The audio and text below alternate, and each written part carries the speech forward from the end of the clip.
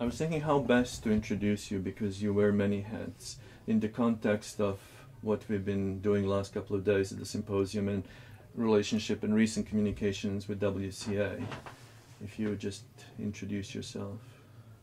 Well, I'm a long-time fan of the symposium and what it does, and so I normally come here as a committed paddler, but in this instance I've come as executive director of the Canadian Canoe Museum, which is a post I've occupied for a number of years, and as such come with a deep appreciation of the support that George has shown to the museum going back some years now, both financial and moral and just general enthusiasm for what the museum is trying to achieve. And so that probably goes back to the mid-90s.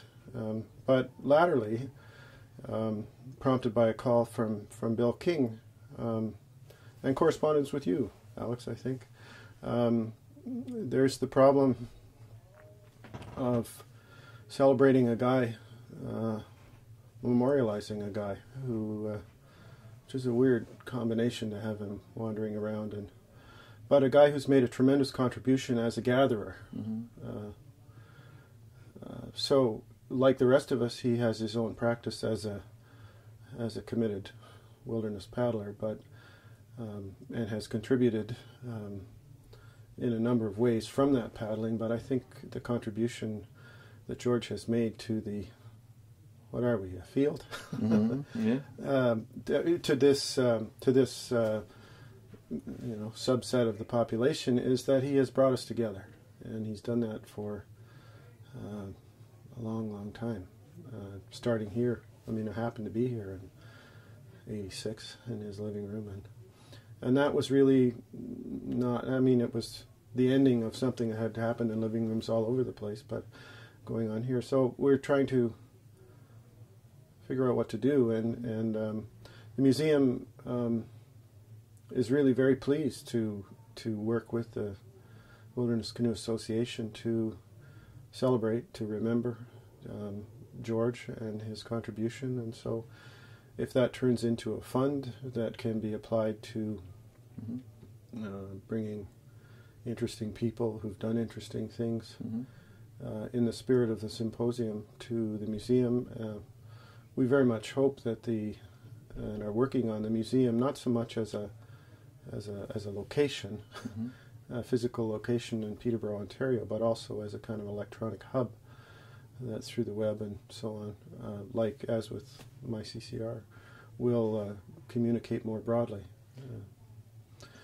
And in thinking about that, I mean, to do something in the spirit of the symposium, I mean, it always to me had its feet on the ground, or its arse in the seat of a canoe. But latterly, and as the symposium has evolved, the breadth of that mandate has expanded in the most delightful way to include not just physical, literal canoes and journeys, but to much more metaphoric, artistic, much broader reaching. So I sit here having been informed by a bear made of stars, and the imagery that goes with that. Canoe metal.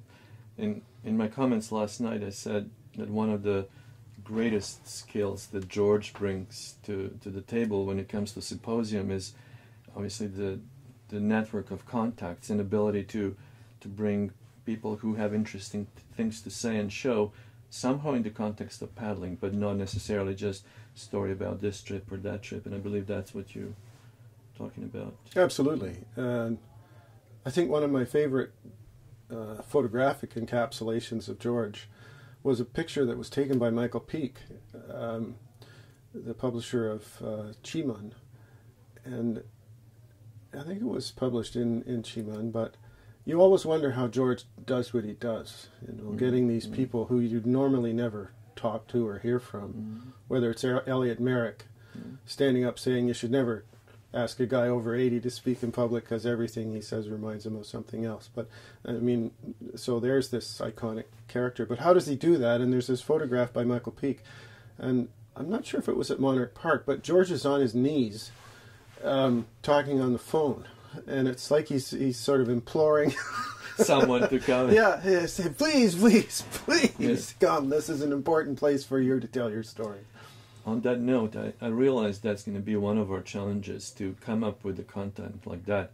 And I think it would be very helpful to collaborate on that in the years to come, to find the relevant content and try to replicate and expand on what George has been doing for some time. I wanted to ask you specifically, in the context of the recent offer you made as an executive of Canadian Canoe Museum to WCA family about the 1-year membership. Can you briefly tell us about that? Well, the offer is an offer of free membership for a year, with its benefits that include supporting the museum,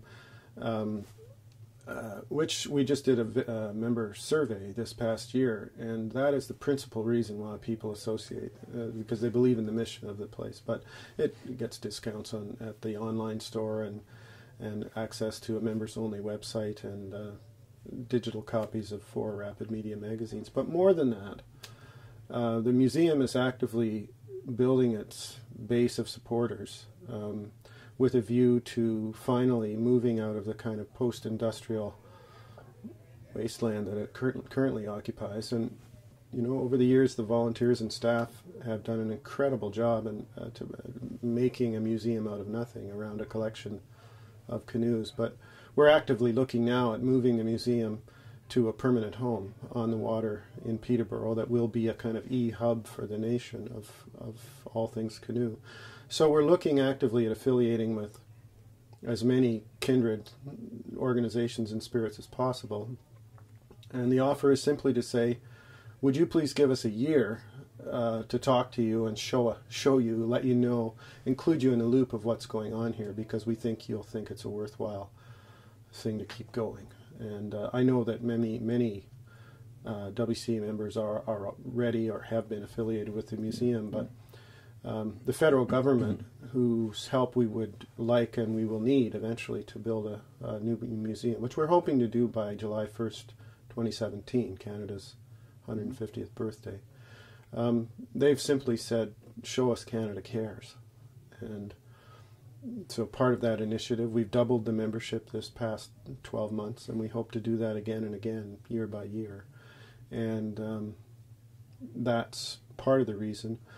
But we also know that the people who are involved in the WCA and the initiatives that WCA has taken on, not least the Canadian Canoe Routes website, are things that I think we can be stronger together as organizations than we can be as separate entities.